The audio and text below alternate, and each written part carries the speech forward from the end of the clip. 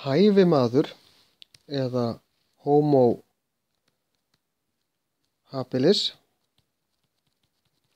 á latinu, tegundarheitið, eru fyrstu mennirnir. Þeir komu fram, eða voru uppi á svona 2 til 2,5 milljónum ára síðan.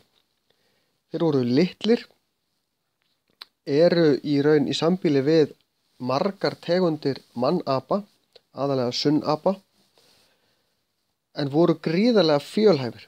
Þeir voru forvitnir, þeir borðuðu allt sem þeir fundu og gátu étið, voru ekki bara að éta eitthvað eitt, þannig að þó svo aðstæður breyttust, þá áttu þeir auðveldara með að bjarga sér því þeir voru forvitnir og fjölhæfir.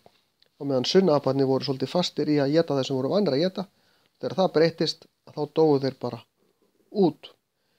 Hæfimenn gátu búið til mjög einföld verkfæri.